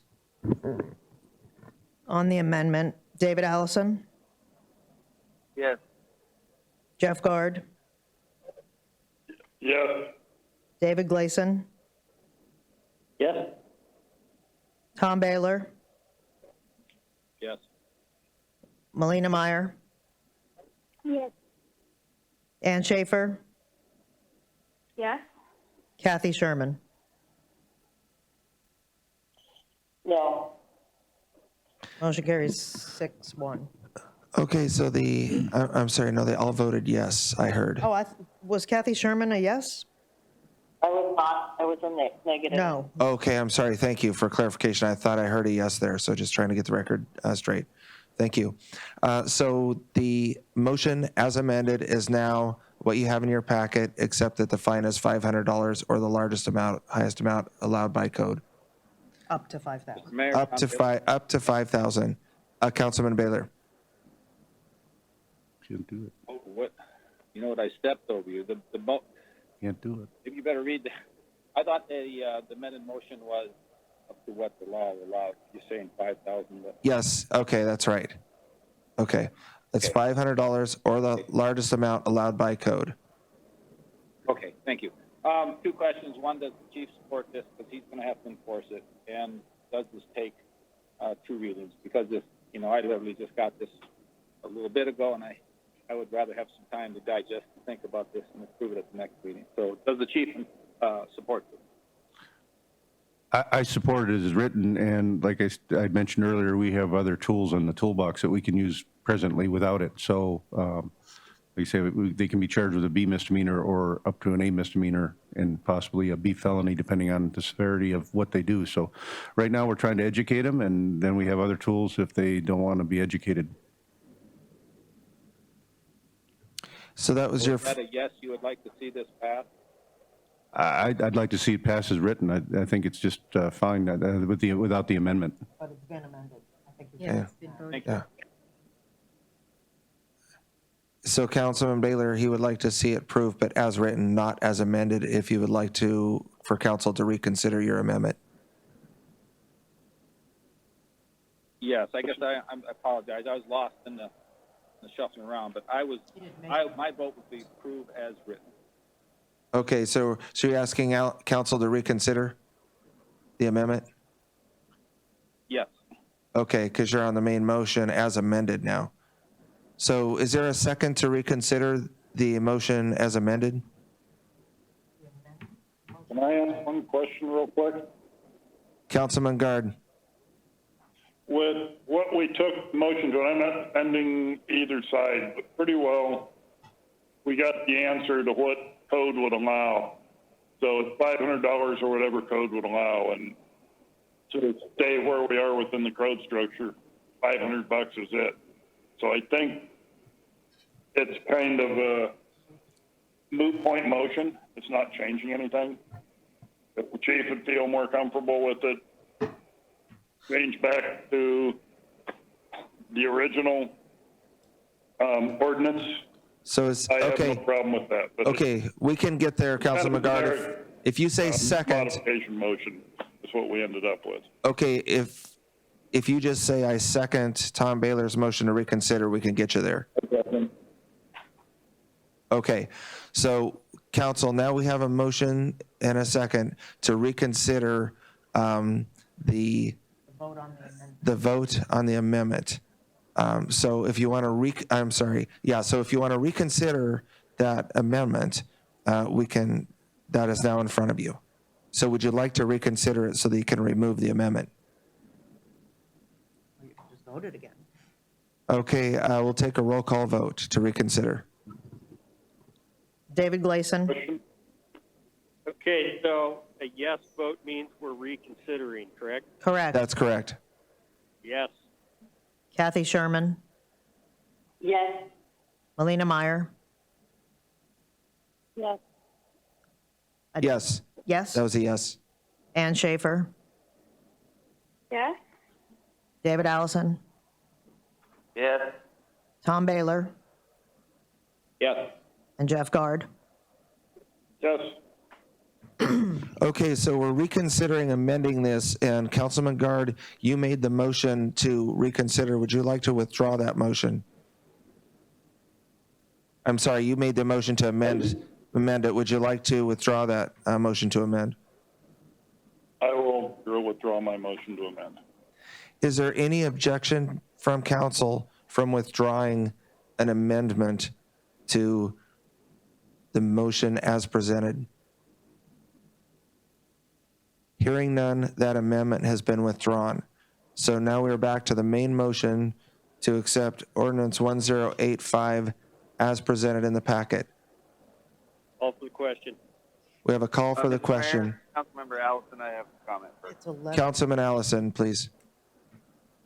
I support the motion. I think if we write a couple of fines, it will solve the issue pretty quick. But I want to be sure that we go out and advertise. We let the canneries know that this new fine is in place. That we add this to our posters or whatever.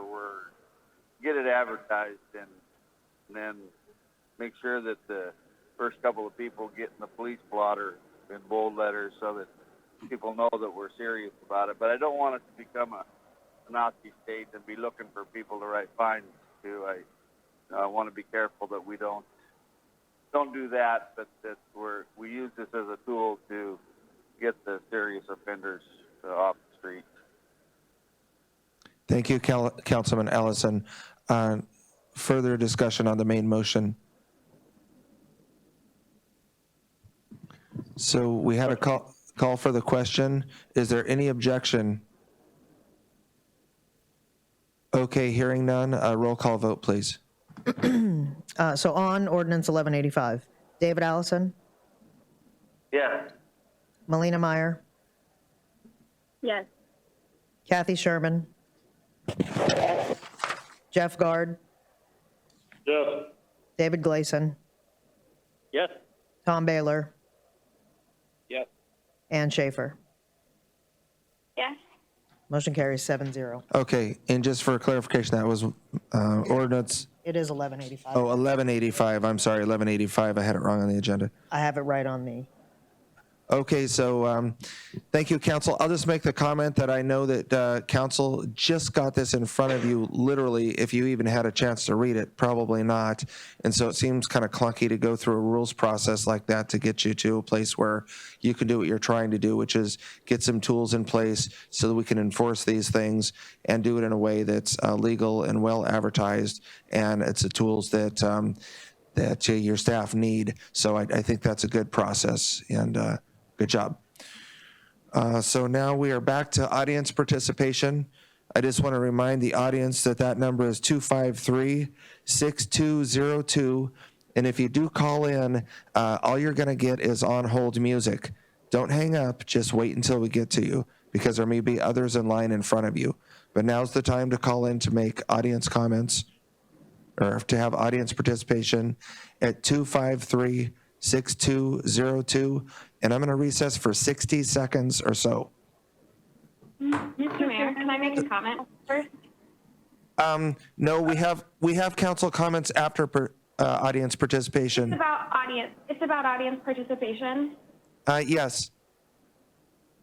So this is Councilwoman Schaefer. I got a message from Katrina Hoffman saying that she was hearing that people had called in and they got the waiting hold music, but they were never brought online. So they could hear on YouTube the query as to whether there were any more comments, and they were on the line, but they were never brought through. Okay. A good point. So I don't know if there's a way to just open the line fully at the end of the meeting for a few minutes to let people call in or what, but there were some issues with people getting through the whole. Okay, I can tell you it's working right now because we're seeing the calls come in, and if you are on hold and it sounds like that we're about to, or if you're on hold and we start going into council comments or something, hang up and call back in. I have to place council on hold to accept the call. Okay. Go ahead and recess. Mayor, Rick Myers, CCMC. I'm sorry, I didn't catch that. For the record, it's Greg Meyer with the CCMC board. I don't know if you yes. want me to comment now or wait. I can wait. No, this is perfect. You're on audience comments. Go ahead, please. Okay. I just want to thank on behalf of CCMC board, I'd like to thank the council for giving our medical team a little more authority here. I think this is a worldwide pandemic, and I think it's driven by fear, and I think that fear needs to be driven or accommodated with medical expertise first, legalese second, third, or fourth, I'm all for saving lives and instead of getting sued. But this circumstance is unique, and I think we just need to protect the well-being of our citizens. And I just want to thank you for that. Dr. Sanders does have a real crackerjack doctor team here. To let people know, she's in charge, and she's down in Washington in the thick of things, and she does have some epidemiology expertise. And she's looking at tests, trying to see what works and what'll fit for Cordova. And I've been told by a number of doctors that she is really good at this. And she has brought on Dr. Blackadar as her boots on the ground, inspect plants, inspect facilities, and do his thing. And he has armed forces experience in setting up ICU, ventilator, hospitals, and dealing with this kind of crisis. I mean, we're really fortunate to have this team involved. And she's also got Dr. Wolk, who's the medical assistant response team advisor. We've got Brian Utzi as EMS medical director. We've got Laura Heckert doing old folks at the hospital. So she's got a real crackerjack team, and I really think we ought to listen to her. How doctors speak, they give us these scenarios, and sometimes their voice doesn't change. But I heard very distinctly her say, if we don't do anything at the airport, this is going to be a disaster. I think that statement in itself ought to be our guiding light, and anything we do against that, we need to really take a hard look at it. Lawyers be damned. Let's save our community. I just want to thank you guys. I really want to thank Dr. Sanders, Dr. Blackadar, Dr. Wolk, all of the doctors in town, and everyone at the hospital. They really feel like they're prepared, and I believe them. We have a really good team with CCMC and Alonka. And I want to especially thank Scott Blake. He Copper River Seafood. They let Dr. Blackadar in the plant. We went over how everything worked, and he had his eyes open, and he said he better evaluate these plans based on what he's seeing. So I hope the other plants and businesses open up so he can take a look, and it'll be real helpful. And, we want to process too, but we got to save lives first. So thank you. I'm out. Thank you. Do we have a next caller for audience comments? Yeah, hi, Clay. It's Brett Bradford. Can you hear me? Yes, we can hear you well. Thank you. Okay, I'll repeat. This is Brett Bradford, 402 Railroad Row. I've got some comments and some advice for council. First of all, I wanted to thank everybody that's working on this. It's a huge project, we'll call it. And, I think everybody's doing the best they can with what they've got. I really appreciate all the effort from everyone involved. But I wanted to warn council against making decisions based on emotion. I think, guys, we need to take a breath and make decisions based on logic. I think using the medical field on a bunch of our decisions is a good idea. In that vein, fear does not trump a constitutional right. So if we start making decisions based on fear and we trump right, it's gonna get real messy. Second thing I wanted to talk about was the communication system. And it's another one of those we're doing the best with what we've got. But we're going to be having virtual meetings. Everyone is for the foreseeable future, and I think it would be a good idea for council or the city manager to get staff to find a better way to do these meetings. I mean, this is working and it's fairly effective, but there's a lot better ways to do it. There's a couple of council members out there that it sounds like they're using speakerphones, and those are difficult to understand. As you know, you almost counted a nay vote as a yay. So anyway, let's see what else I got here. Also, something else, I think, it seems to me, from my point of view, that most of our efforts are aimed at keeping the virus out of town, keeping people out of town if we can. But I think something that we might want to think about is to start to focus on isolating or taking really good care of our most at-risk citizens, our elderly, our folks with immune deficiency issues, things of that nature. I just wanted to mention that. And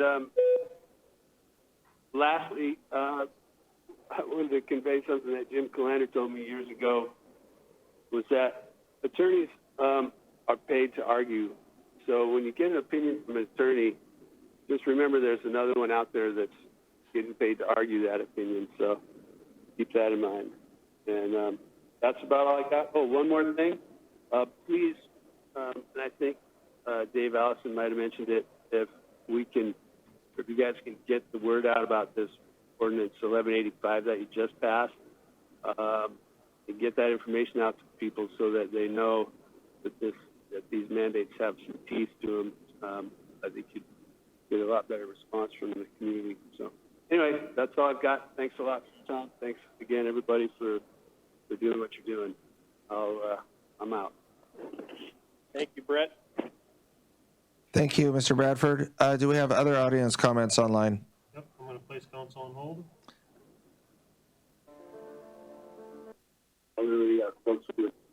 Okay, we have you on.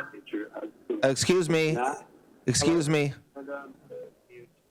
Mute your YouTube, please, and then state your name for the record, please. My name is Andrew Smallwood. Paid to argue.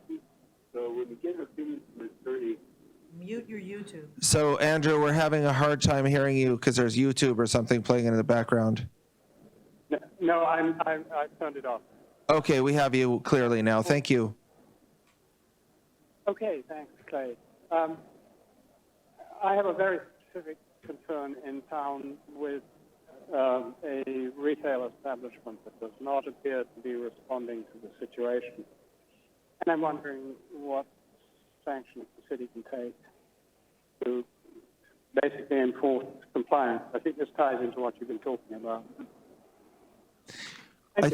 Andrew, I think if you want to call the city manager or me directly, we will get that to the incident management team so we can reach out and remind them of the mandates and that we now, as of a few minutes ago, have fines in place to enforce those mandates. Okay, great. Thank you. And I guess that applies to anybody else who observes something in town. That's correct. Okay, thanks a lot. Thank you for calling. Jason, are you showing other callers on hold? Yep. So we have another one on hold we're going to go to, and I just remind the public while we're doing that for callers to please stay on the phone so that we can get to you.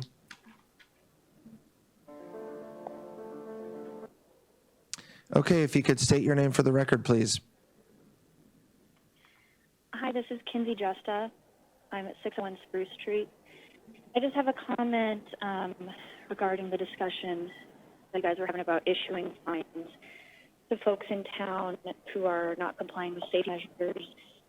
Council member mentioned that if these fines are going through, that we also need to communicate really clearly with the community what these safety measures are so that everyone can be in compliance. I totally agree with that, and I just also want to remind council that we have a diverse community, and I think it would be a good idea whenever that information is ready, if it could be produced in multiple languages, including Tagalog, Russian, and possibly Vietnamese. That's all. Thank you very much. I appreciate your comments and suggestions there. Thank you. Tagalog, Russian, and Vietnamese. Yep. Another caller. We have another caller calling in. If we'll go briefly over on hold, and then if you could state your name for the record. This is Ezekiel Brown. So on Spruce Street, I would just like to say that I'm pretty concerned when I hear the council passing ordinances that our own attorney says is beyond dangerous. I didn't hear a lot of talk about processors not being very open with their plans and being open to suggestions. So I'm not sure what this is going to accomplish, except for exposing the city to some pretty serious legal risks. I really appreciate all the work you guys are doing. I know it's a really challenging time. That's all. Thank you. Okay, thank you, Ezekiel. I know this is really hard to hear on sometimes with this media. I'm sorry. Okay, yeah, and I'm not responding to you, Ezekiel. I just wanted to let Chief Hicks make a clarification because it's hard for the public and council to hear all the things, and I just wanted to clarify that beyond dangerous. Yeah, if you're still out there in YouTube land, the beyond dangerous comment that was made by the city manager was the council was trying to amend the original ordinance to raise the fine to as much as $5,000. That was one part of it, and that was a problem. But the beyond dangerous comment came in during the medical inspections of the canneries. There's limitations on what we can and can't do, and if we exceed those limitations, the legal team stated that what we would be doing would be beyond dangerous as far as a lawsuit against the city. So we have to be careful where we tread there, is what the point they were trying to make. And the legal team and the manager are looking at what we can and can't do as far as restricting the cannery. So I hope that helps clarify a little bit. We're not doing anything beyond dangerous. We're trying to avoid beyond dangerous. Okay, I hope that clarifies for the public. Thank you, Chief Hicks. That's why we have professionals in our incident management team to keep us straight here. So we have another caller. And you are now live. If you could state your name for the record, please.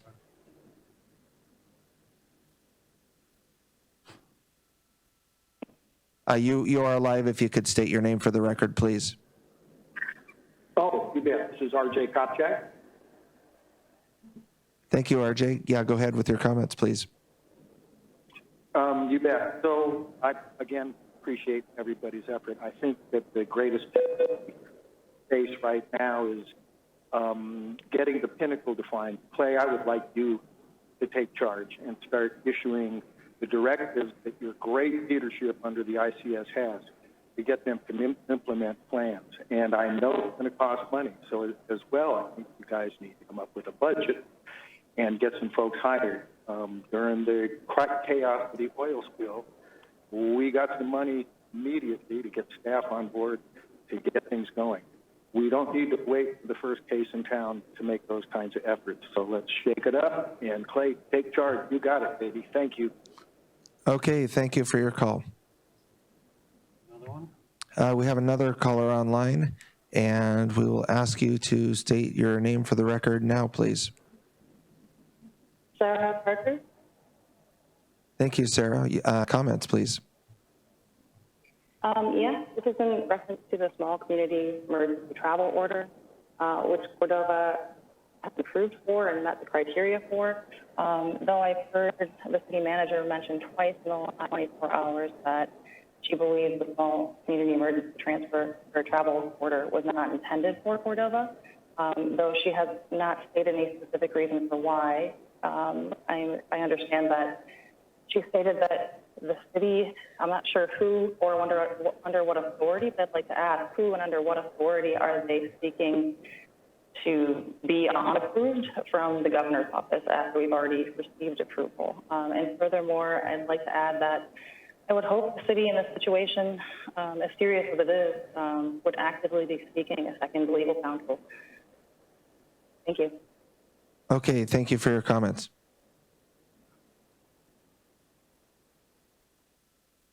Do we have another call?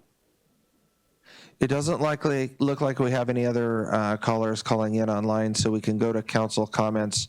I'll just make one last reminder. That number is 253-6202, and you will get on-hold music until we recognize you. So we'll go to council comments, starting with Councilman Baylor. We're getting a call. I'm sorry, we just got a call. Do we still have council online, please? Yes. Okay, good. Yes. And Mr. Mayor, I have a question before we move on to council comments, just after we're doing. Yes, we do have people calling in, but yes. Your question, please. Should I ask it now? Yes, is this Councilman Schaefer? This is Councilmember Meyer. My question was, it sounded like to me the advice we were getting from the attorney about the medical personnel approving these plans is that because we didn't announce it in our agenda, that could be the problem with it. That was my understanding of it. I could be wrong. But I would suggest that we set a time in this meeting right now to talk about doing a special meeting. So if our attorney does indeed say that we need to reapprove that medical approval process, that we're doing so with enough notice. Councilman Meyer, I'm going to make a space on the agenda between audience participation and council comments for council to add an item just to schedule the next special meeting or whatever you need there. So we'll go back to the phones because we do have an audience calling in to participate, and we will go on hold briefly to recognize that caller. Oh, it looks like they hung up or we lost them, so. Try again. Okay, we will, before we go to council comments, would council like to schedule a special meeting time? I'd like to just say that Native Village of Eac Tribal Council was also looking for a special joint meeting with council. I was going to try to schedule that for tomorrow at 3. Can we just shoot for 3 o'clock tomorrow afternoon, Councilman Meyer? Yeah, I think that would be good. We can add this medical one question to it. And I would also like to suggest that we go ahead and add mandate 12 attachment B to the fullest extent that has been given authorization by the manager. I know that mandate. I know we're still waiting for correspondence from the state, but I think we need to have it in print on an agenda item for council to discuss and debate. Okay, so you want that in that agenda as an informational item? I would like it as an action item. Okay. If we need to refer it back to staff at that time, we can, but I think it needs to be an action item on our agenda so we can speak about it. Okay, I can do that as mayor, but to be honest, I really want to make sure council has its full authority and decision-making during this emergency time, so I'd like to hear another councilman second that, to put that on the agenda. I'll go ahead and Sherman, I'll second. Okay, I heard at least 1 second in there from Councilman Sherman, so we'll put that on there as a action item, 12B. And is there any objection? I'm trying to be expedient for you, council, but is there any objection to having a special meeting tomorrow at 3 p.m.? 3 p.m. is great, Mr. Schaefer. Okay. So we'll probably do it as a joint with tribal council first, there'll and probably then be do our items after. Exactly. We'll structure that like you need between now and then, but it may be a joint council meeting, but for sure you will have a special meeting time at 3, and if nothing else, it will have that 12B on there for action. And Mr. Mayor, attorneys. Councilman Baylor. could you, with regard to put on the agenda, put pending agenda on there like we usually have, so we could maybe talk about these things as we get to Yes, that's a great idea. We'll just keep those on these emergency agendas. In fact, we might want to kind of have a special. And can I say one more format. thing about agendas? I was going to suggest that next week's regular meeting not be called a regular meeting. I'll cancel the regular, and that will be also a special meeting, maybe at noon even, just so that if things come up really quickly to put on it, it's silly to do it in a regular format. Is there any objection to that? On that, I like that idea.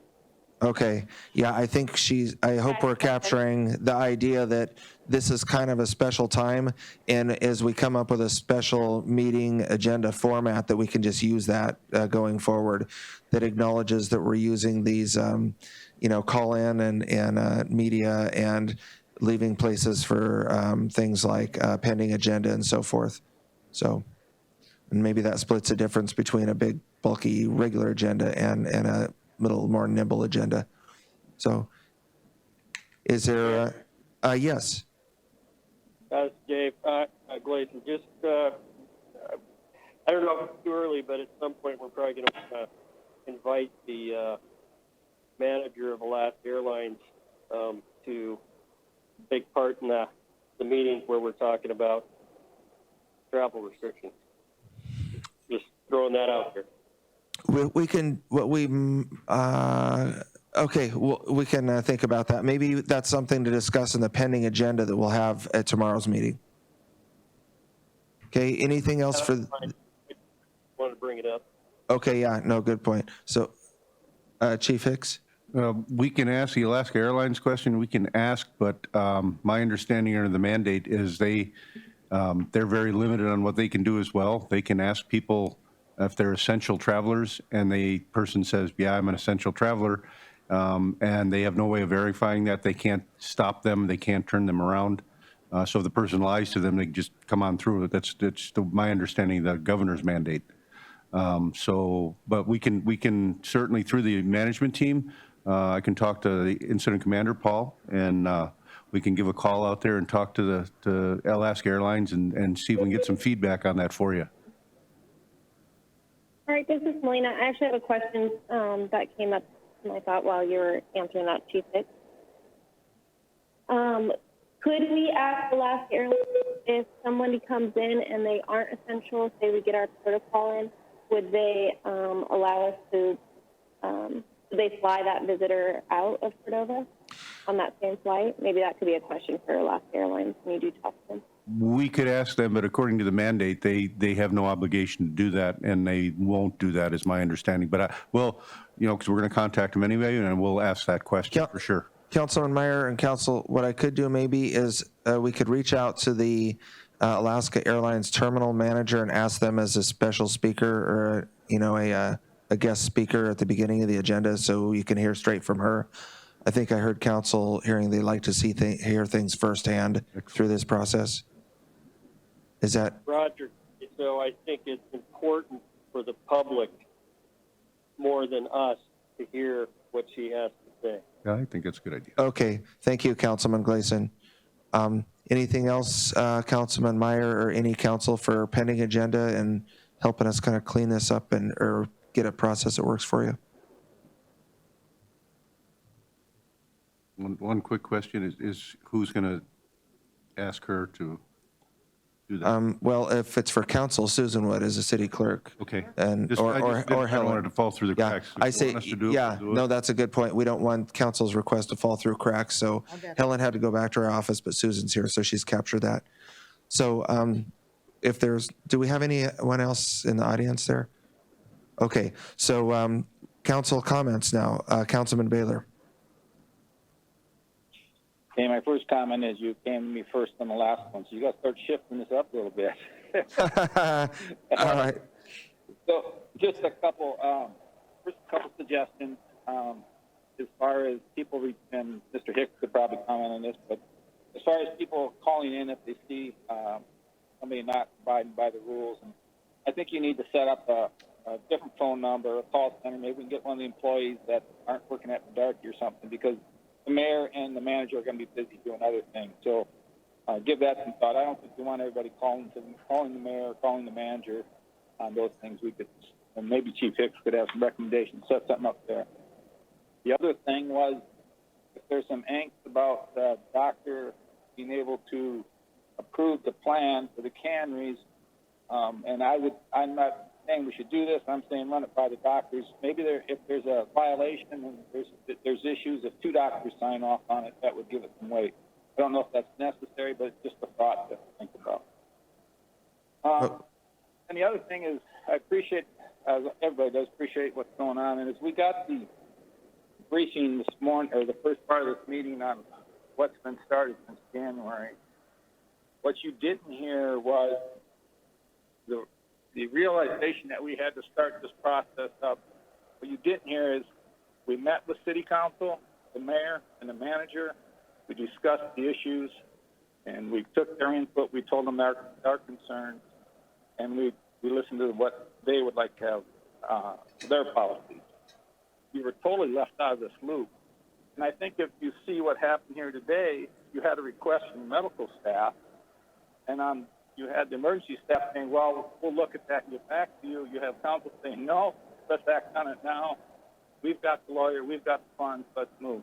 So that's how we can work together. As long as we're getting the information, I think this thing will work out. And it also gives the public a great opportunity to hear what we're doing and create some confidence. So we need to have access. I would say we need.